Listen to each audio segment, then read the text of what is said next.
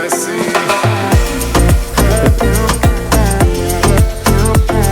Welcome to another episode of the Not Your Average Fan Podcast. I am Yo Kev, that is Peter. Before we get started, if you hear what you like and like what you hear, hit that like button down below, subscribe, and don't Don't forget. forget to follow us on Twitter at NYAF_pod and Instagram at NYAF_pod. All right, my man. All right, let's get started. It's the day after the Super Bowl. Felt good about your picks. I don't know. Andy Reid, can you trust him? I think I got to go with the 49ers. They're more complete, man. Tell me how you feel now, man. Listen, I told you the what was going 49ers, to happen. they played well. The first three quarters, Jimmy G outplayed Mahomes. And it was crazy. It was probably Mahomes' worst game. And they still won. You know, I think Jimmy G was like 19 for 21 or 22 like that and starting off the game. So they were doing really good. I think they just forgot who they were and stopped running the ball. And it's insane how they just stuck in there, the Chiefs. It's crazy. It's crazy. Yeah, I agree. The 49ers were definitely dominating. You can't deny that. I have to say it was shocking to see, especially the first two quarters, to see the amount of passes that were overthrown, underthrown, all by Patrick Mahomes. And you would think that maybe the butterflies would stop getting to him. Then he came out in the third quarter and he threw another pick. And after that, you pretty much said, I don't know if he can come over the hump and fix what he's already done to the team in terms of not playing to where he should have been playing. Yeah, and I mean, they didn't look good at first, the Chiefs, and they still went into halftime 10-10. And if I would have told you, if you would have seen Mahomes and not looked at the score and looked at the 49ers and saw how they were playing, you would have thought that the 49ers were up at least a touchdown going into halftime. And I think they stuck around. I want to say the 49ers felt that confidence going into halftime because they had a chance to push the ball with, I would say, if they used their timeouts correctly, they would have had at least a minute and a half to have pushed the ball further down the field. But they didn't seem like they wanted to push or take any chances. They did take that one chance that got reversed with the offensive pass interference. Yeah, they should have had at least a field goal there. I didn't personally see an offensive pass interference. You saw the little push off, but yeah, he extended his arm. You got to let the boys play, I think. Yeah, I mean, I don't think it was a bad call. It could have went either way because we've seen it before. The Vikings game, that final touchdown to Kyle Rudolph, it was pretty much the same thing. They didn't call it. This time they did. So just like everything else in the NFL, sometimes you win some, sometimes you lose some.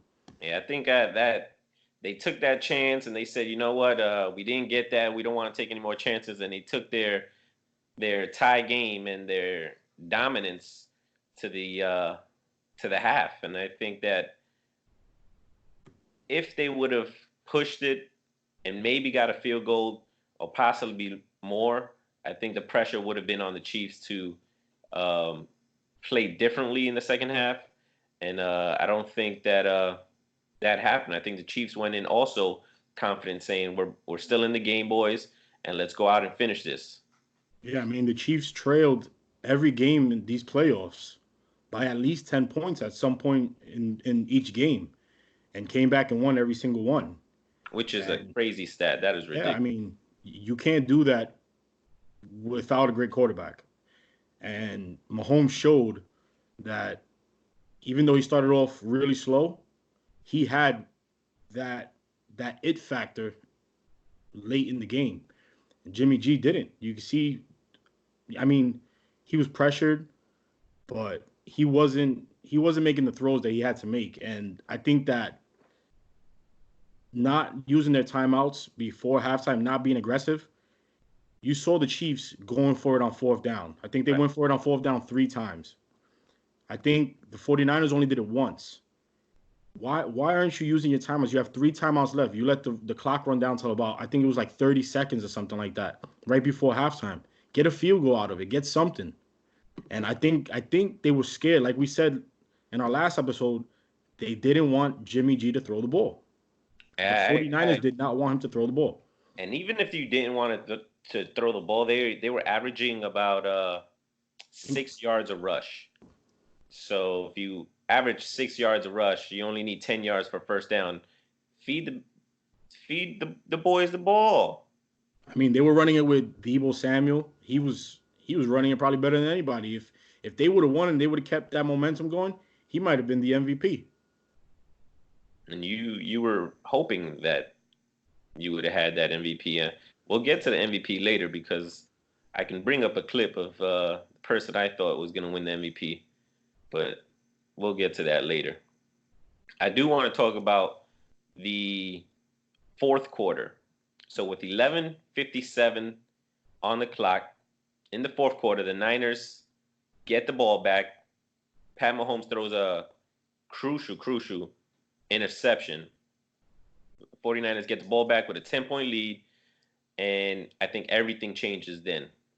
So before that interception, these are Pat Mahomes' numbers. He was 18 for 29. He only threw for 172 yards, and he was only averaging 5.9 yards per attempt. He had no touchdowns and 2 interceptions. He had no passing touchdowns. I think he rushed for the first touchdown, right? In the first quarter? Correct.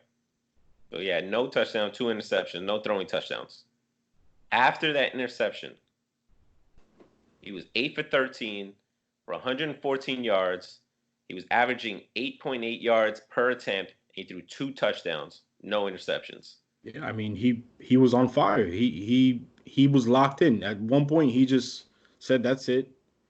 We got to do this." And I believe the second to last touchdown, the one where Williams stepped out of bounds and crossed the goal line at the same time. Yeah. On that drive, Mahomes was 5 for 5 with 60 yards and that passing touchdown. So, I mean, locked in. He was super locked in. And that 3rd and 15 where he threw it to Hill, I mean, that's clutch. That's clutch all day. And I feel like that play alone might have been the push that they needed. That 3rd and 15 play was so big. Yeah, it took the wind out of the 49ers. The 49ers would have got the ball back. Well, you don't know because Andy Reid was just going for it on 4th. He wanted to win. He was going to win there and then. That's what you do in the big game. He was coaching this game like everything was on the line, and because it was. And Shanahan, he kind of repeated what he did when he was an offensive coordinator in Atlanta. Everybody thought that game was over. They were up by a lot, and they blew it big time. He gets too conservative. I don't know if he was afraid of giving the ball up or something with Jimmy G. But when he was on Atlanta, he had Matt Ryan, Julio Jones. I mean, one of the best quarterback wide receiver duos in the league. So yeah, it's a tough one for Kyle Shanahan. I think he's a great offensive mind, but there's only been 3 teams in Super Bowl history to lose a 10-point lead in the fourth quarter, and he led 2 of them. That's a problem. Do you think he gets fired? No. These guys, they're young. They have all these guys. Jimmy G, he's 28, I believe, but this is his second year starting. He was always behind Brady. His first year with the 49ers when he got traded, he got hurt, so he sat out a year. So I think he has a lot of room for improvement. Like I don't think he's reached his ceiling yet. So, I mean, they keep that defense like that. They have the weapons. Everybody's talking about the Chiefs repeating and being a dynasty. I even heard somebody on the radio today talking about they're going to win the next 3 Super Bowls, which is disrespectful because the division that they're in is pretty tough. So, I mean, you got to think about Baltimore. Yeah, that's what I'm saying. Oh, well, the Patriots are never out. I don't know what's going to happen with Tom Brady, but I don't believe the Patriots are going to be ever out of contention. Nah, especially, I mean, I don't see the Jets. If the Jets make a big turnaround, maybe they'll compete, but I don't see that anytime soon. Um, the Bills are very good. The Bills are very good. Everybody forgets about the Bills. The Bills are really, really good. Allen is a really good young quarterback, and they put some pieces around him and improved the defense just a little bit because their defense was on point this year. They could give them a run for their money, especially with an aging Tom Brady. All right. Let us know how you feel in the comments below. You think the Chiefs are a dynasty to be? We are stepping into my territory. The MVP of the league should have been Patrick Mahomes. The MVP of the Super Bowl is Patrick Mahomes. With those numbers that I read to you earlier, do you feel like he's deserving of that Super Bowl? Well, he ended up with threw 20, completed 26 out of 42 passes, 286 yards, 2 touchdowns. He threw 2 interceptions and had the rushing touchdown. With that said, I believe Damian Williams should have been MVP. He had 17 carries. He was averaging 6.1 yards per carry.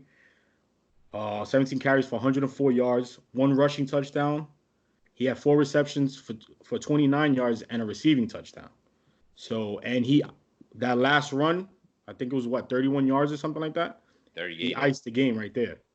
So, I mean, he really stepped it up. They rotated. He did do that against the number 1 defense in the league. Yeah, and they rotated running backs the whole season. You didn't know who was going to play for them. They had LaShawn McCoy. They had Damian Williams, and I forgot the other guy's name. I know his last name was Williams, too. And you didn't know who was starting ever in any game. And he stepped it up, and I feel like he should have been the MVP. I just don't think that he was the sexiest pick, Mahomes is pretty much the face of the NFL now. So I feel like they wanted him. They wanted that face to say, I'm going to Disney World. Yeah, and I said it last week. It's been done before. Somebody deserves the Super Bowl MVP, and they end up giving it to the quarterback. I mean, again, Mahomes, he was pressured on 20 out of 49 dropbacks, and he averaged over 7 yards on those dropbacks, which is over double of the NFL average. That's insane. And he's been 5-0 when they've trailed by double digits this year. So I guess a performance like that where you step up when you need to, I guess you could say a part of a little bit. He deserved it a little bit, but I think it should have been Damian Williams. He played a good game, and I actually read that stat earlier. That's a crazy stat. 5-0 when trailing by double digits. Yeah. That is ridiculous. Yeah, it's insane. Insane. I believe that's the best single season record by a quarterback ever. Yeah, he's doing things that we haven't seen, and people don't. I don't think everybody's grasping that. He's doing things that we haven't seen, and he's only 24 years old. And then he also has in this postseason alone, 12 passing touchdowns and a rushing touchdown. Most this postseason and then I believe it's the most in any single postseason ever. Yeah, I'm telling you, it's unheard of. It's unheard of. He back to the MVP thing for the season. I mean, I think if he didn't get hurt, he would have took MVP too. But yeah, I feel the same. I think he would have been a back-to-back MVP candidate if he didn't get hurt. Absolutely. And I'm not taking anything away from Lamar Jackson. He did a great. He had a great season. Patrick Mahomes is something special, man. He's only 24 years old. And kudos to Andy Reid and the Chiefs. I mean, they saw something in the draft that nobody else saw. They moved up to get Patrick Mahomes. You know, somebody else could have taken him. He wasn't on anybody's radar like that. So they saw it and they knew what they wanted to do, almost like the Ravens with Lamar Jackson. They saw him and said, we're going to build a system that fits him. They're doing the same thing in Kansas City. And it worked out for them. They I do want to talk about a specific question I heard on Twitter. So the question is, if you had a franchise right now, would you build it around Patrick Mahomes or another quarterback and any other player who's not a quarterback? Offensive or defensive? Offensive or defensive. Get two for the price of one. I mean, again, Mahomes is doing things.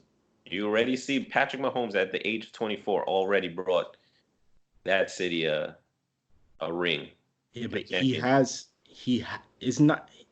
the talent though. He has weapons. He has Tyreek Hill.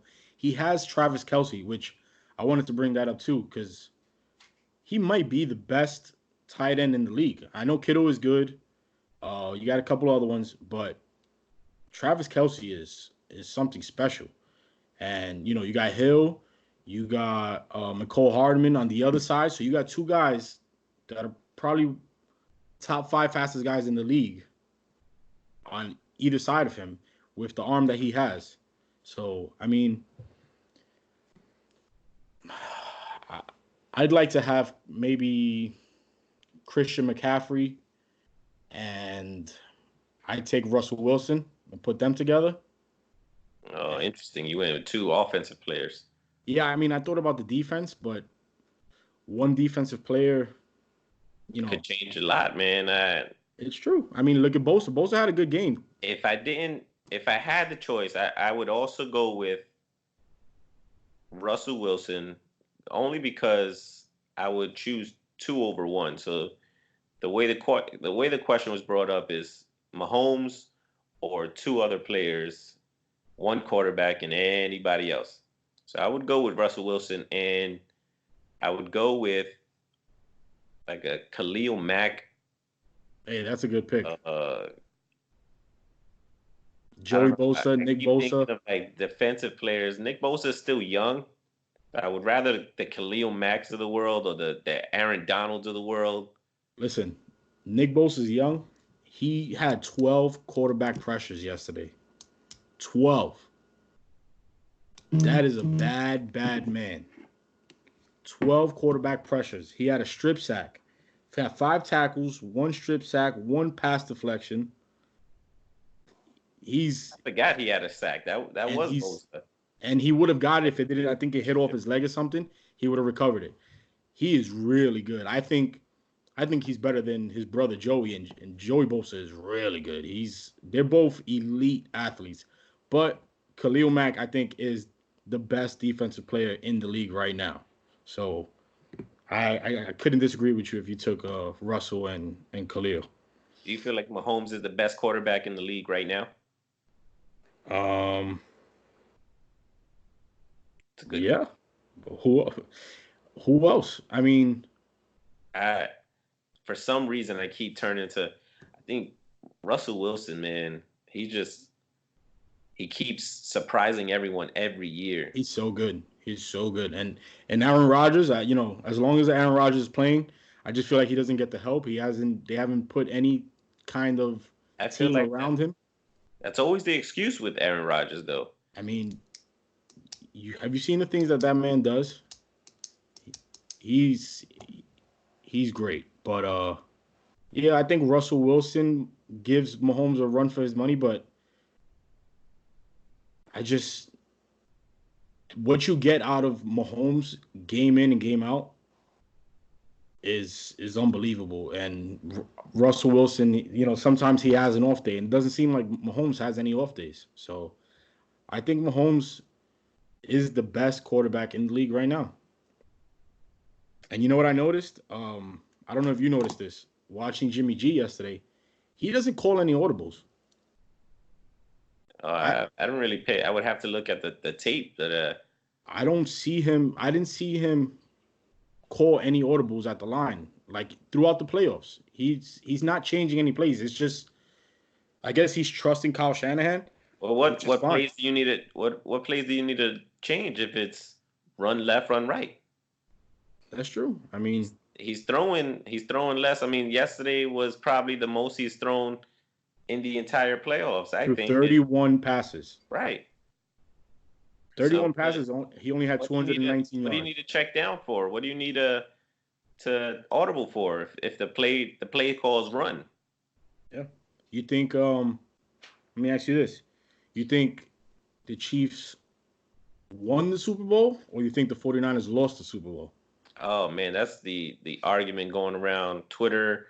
It's the argument going around everywhere you want to turn.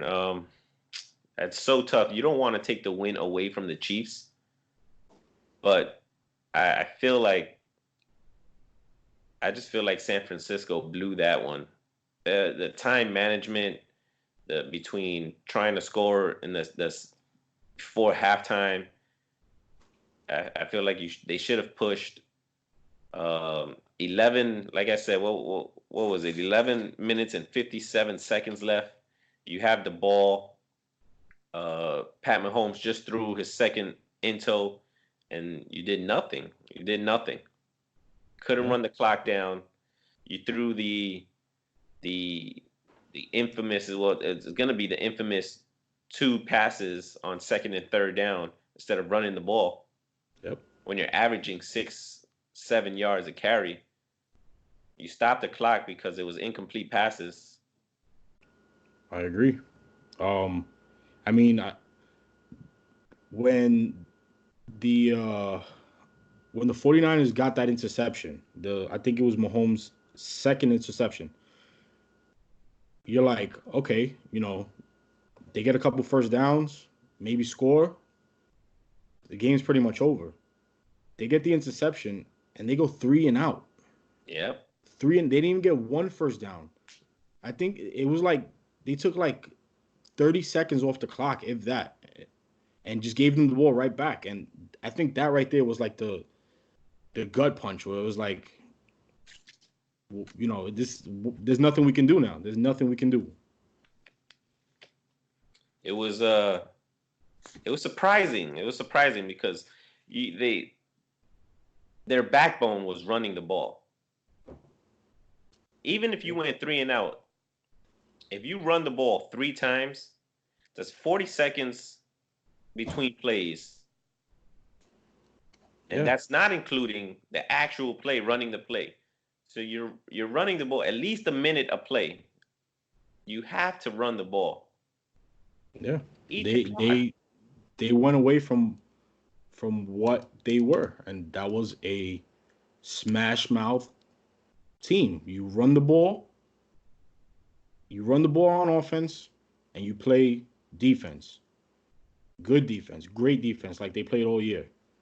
And they just got away from it. They got away from it. And again, it goes back to Kyle Shanahan. I mean, you and me I spoke earlier. think it also goes on. Man, Richard Sherman blew that coverage. Yeah. I don't even know if he blew it, but he got blown I mean, I past. think he had help. And he was playing him up close. He either thought he had help or the help came late, but he got blown past. Got It burned. wasn't even fair. He got burned. But they they went away from their identity, and that you see that a lot. It costs teams big games because they forget what got them there. Let's talk about these commercials real quick. Hold on, before we get to the commercials, I had a question here that I wanted to ask you before. Okay, are the Chiefs the next dynasty? Oh man, that's tough. I'd say And before you answer, I saw this, so might help you out a little bit. The Chiefs core players according to something that I saw on TV today, are coming back, which is Hill, Kelsey, both their offensive tackles, and Patrick Mahomes, obviously. So with that being said, do you think, there'll be a dynasty? And if not, who threatens that dynasty the most? It's so tough. I would love to say my Giants, but I'm gonna stick to the reality rather than the fantasy. Um, I feel like the Ravens got such a good team, man. Lamar Jackson, and you can't even say if he matures more, he's there. I feel like even when he was at that game, a lot of his receivers were dropping the passes. So he was putting the ball where it was supposed to be against the Titans, but it just wasn't going in the way they thought it was going to go. So I just feel like the Ravens have a great core. They may need a running back to threaten the Chiefs. I don't feel like Lamar can do it all, especially if he's running the ball the way he did this year. Eventually, man, he's gonna get hit, and he's gonna get hit hard. So I don't want to see that happen. I would rather him have a running back to hand the ball off to, let that running back run the ball. But if he gets a running back or a decent deep threat, I think he'll be something to reckon with. Yeah, I can't argue with that. He's the second best quarterback in the probably second or third best quarterback in the league. So the Chiefs had to win another one to be a dynasty. No, I think they had to win no, you at got to. I least think one. it's got to be three at least, right? 3 in 5 years or something like that. The technical terms is three out of five to be a dynasty, but you have to win to even be considered. I mean, you can talk about dynasties all you want. Yeah. You got to win to be considered a dynasty. Yeah, you got to complete it. You could make it to It's, every it's Super Bowl so and lose. hard in the NFL to make it in It is. again and again to a Super Bowl, and That's the that's beauty why of sport. you give kudos to the Patriots and Bill Belichick, man, because it's so hard to get to that top level every year. Yeah. Yeah. All right. So I guess now we can move on to The the halftime commercial. show, woo! What a show! I don't care what the critics say. That is one of the best shows I've ever seen. Uh, it was a great performance from start to finish. It was dancing, the music, the lights, everything. Yeah, I agree. It was not just because it was J Lo and Shakira. I mean, we could look at them standing still all day long, but it was a good show. They did everything. They even when they zoomed out and showing you the fireworks and the lasers and on top of the stadium, all of that. It was a really good show. There was a lot of energy and they did good. They did good. They had a few surprises with J Balvin and Bad Bunny, which I enjoyed. So yeah, I think I don't know what the critics are saying. I've been watching sports all day and they've been talking sports, not so much the halftime show. But I didn't have any complaints about it. It was good. It was really good. Yeah, man. I loved how they just brought in the culture of the Spanish culture into the mix. Miami is just known for that Hispanic culture, so I just feel like they really incorporated the Hispanic culture well. Yeah, big time. The Big time. commercials, I have some of the top commercials. The Sonata commercial with Big Papi was one of the funniest, I think. Um, there's a couple more. The Tom Brady Hulu commercial. That one was good because I wasn't looking at the TV when it came up, but I heard him start talking, and it sounded, Tom Brady. So I look up, and it's Tom Brady, and I'm like, is he gonna retire during a Super Bowl commercial? That would be a Tom Brady move. Right? It's like taking my talents down to South Beach kind of thing. And then there's the Rocket Mortgage with the Aquaman, Jason Momoa. To me, I think that was my favorite one. That was so funny when he's ripping off his arms. His arms are like super skinny and he's trying to bench. I thought it was so funny. It was so funny. And then there was like the Cheetos commercial, the Can't Touch This with the baby MC Hammer. MC Hammer. Oh man. Yeah, that was funny. We had some good commercials this year. I feel like overall the show from start to finish was a big success for the NFL. Oh yeah. I feel like the pre-show and the pre-show performances were all good.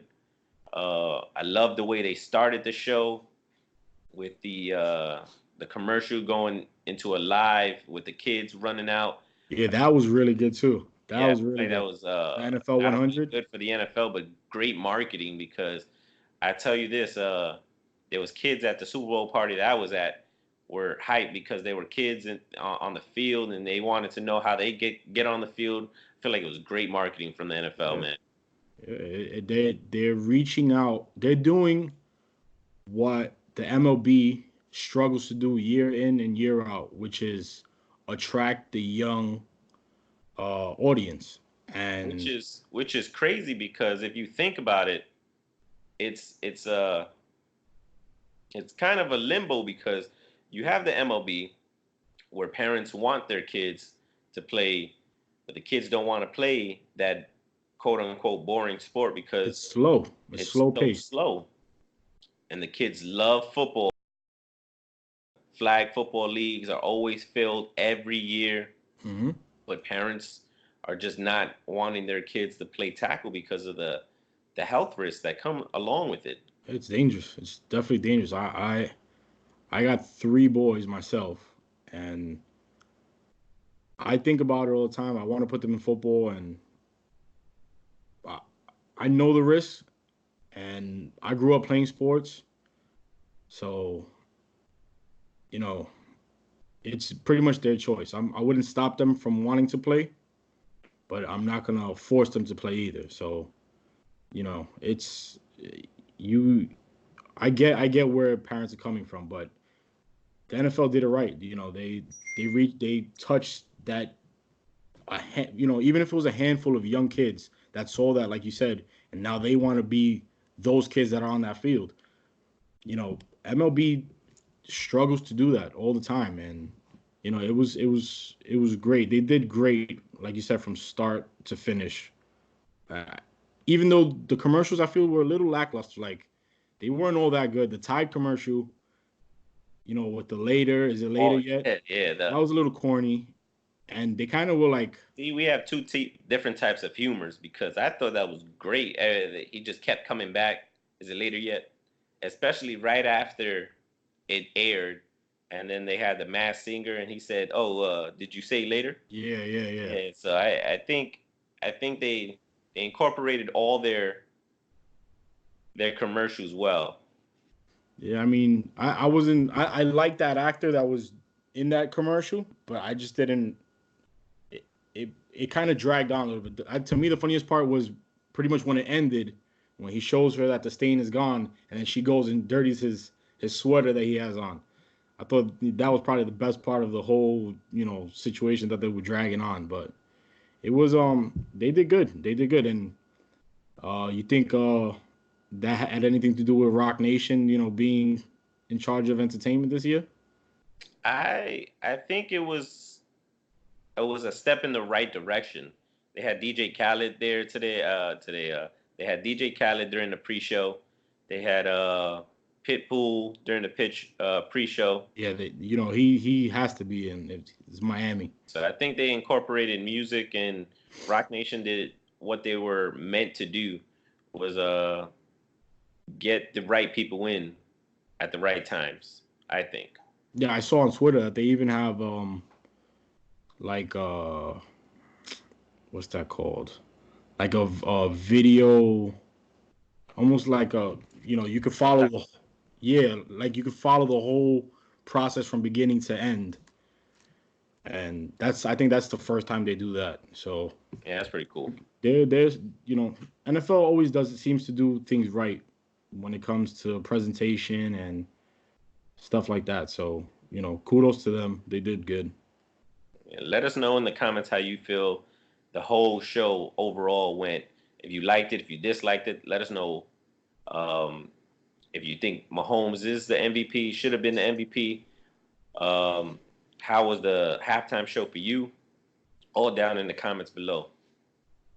Before we do get going, I do want to bring up one of my favorite entertainments. That's the WWE. I've been following WWE for many, many years, and it's going to be part of our show. We're going to throw it in here and there, especially now it's the road to WrestleMania. So there's a lot of build going on. WrestleMania is April 5th. Am I right? It's the first April of... first Sunday of April? Yeah, first Sunday of April. I believe it's April 5th. Yeah. I do have a hot take, though.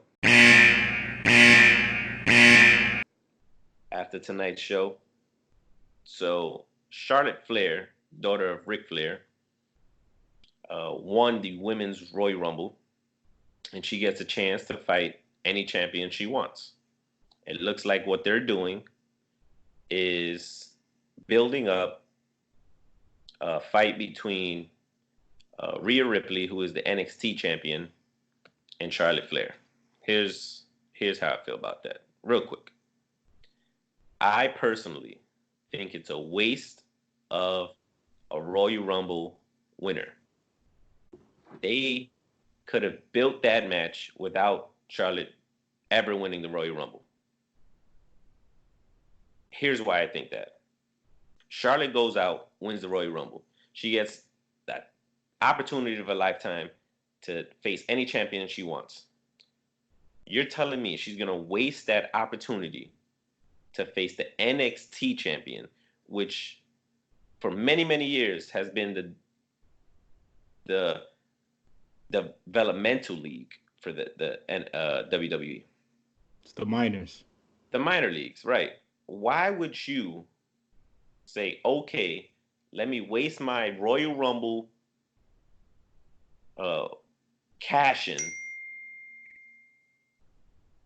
because I want to fight the NXT champion?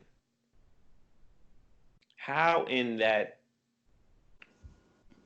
does that even make sense? Do you think they're doing it because they just want to bring up that brand? Because I don't follow I'm gonna call it a sport because these guys are athletes, these women are athletes. Right, sports entertainment. The women will beat the crap out of us on any given day. Right. So I've recently been watching SmackDown. So I know what's going on kind of in SmackDown and stuff. And I see that ever since they had the draft and all this other stuff, they're trying to it's almost like a battle between shows. Correct. So you think they're doing all of this just to try to 100%. They're trying to build a brand. And that's all fine. You didn't have to waste the Royal Rumble to build it. That match could have been built without a Royal Rumble. Okay. They could have picked a younger superstar to grow and build around instead of someone who's already established. That younger superstar, her name is Shayna Baszler.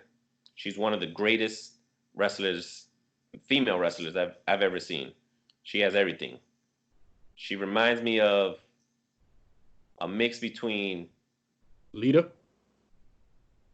I would say Lita, but she's more of she has the appeal of a Ronda Rousey. Like she's dominant. She's dominant. She held the championship for over 400 days. Wow. She is dominant. And they could have built a whole WrestleMania around her trying to come up. Instead, they chose Charlotte, and now they're going to waste it on an NXT match, which is fine because I enjoy their matches. I guarantee you Charlotte and Rhea Ripley are going to tear the house down. They're probably going to be a show stealer. but they didn't need to waste the Royal Rumble on that. Well, all Could right. have been a So different direction. now, correct me if I'm wrong. So I was watching a little bit of Raw, preparing for the podcast, and I saw the men's Royal Rumble winner, That's right. Drew McIntyre. McIntyre, yeah. Yeah. So from what I heard them say, Godson. Thank you. From what I heard them say, he has the same opportunity as the winner of the Royal Rumble. He could face the champion at WrestleMania. Correct. He's gonna face Brock Lesnar. Okay, yeah. Well, he's the champion right now, but from what I heard them say, and this is what I'm trying to get to, is I think in 3 weeks they said Brock Lesnar is gonna face somebody for the belt, Seth Rollins or two other guys. So if he loses, at this time that we're recording, spoiler alert, Ricochet has won the opportunity to face Brock Lesnar at the Super Showdown. It's like their Saudi Arabia show. Yeah. Okay. So Brock Lesnar's gonna win.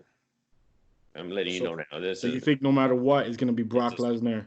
This is a spoiler. Brock Lesnar's gonna win.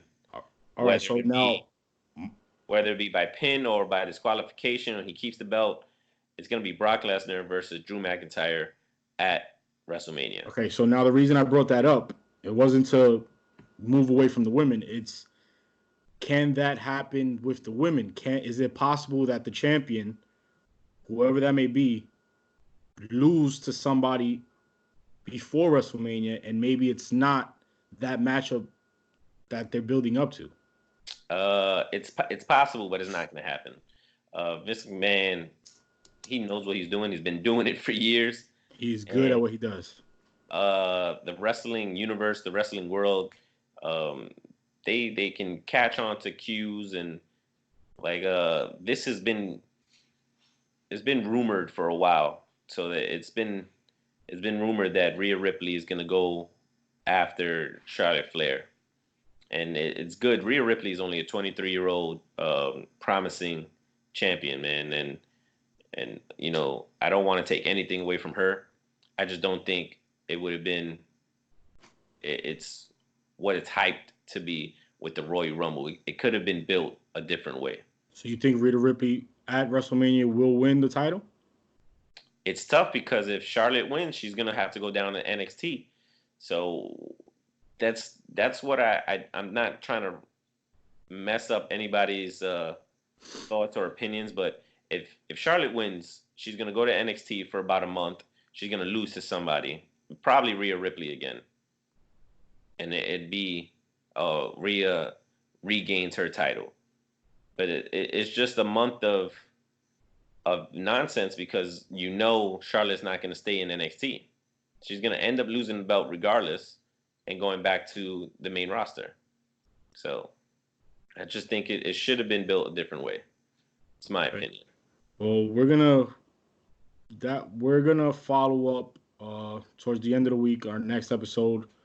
I think once we record our next episode, we'll have SmackDown in the books for this week.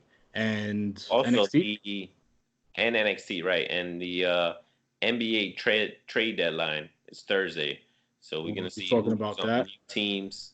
I heard the Knicks are trying to get D'Angelo Russell. I don't know how you feel about that. I want to talk about that. I want to wait to see if they do it. But if it's done and they trade their picks like everyone's saying it's gonna happen, it's just bad business. Yeah, it doesn't make sense to me. He's not bad business. He's young, but he's not gonna make you take the next step. And nobody's trying to run to New York to play with D'Angelo Russell. So yeah, we'll talk about that and more on our next episode. That's right. I heard it could be done by tomorrow. We'll see. I'm Yo Kev. Or a Padre. That's Peter. If you like what you hear what you like, hit that like button down below. Subscribe. Follow us on Twitter. Follow us on Instagram.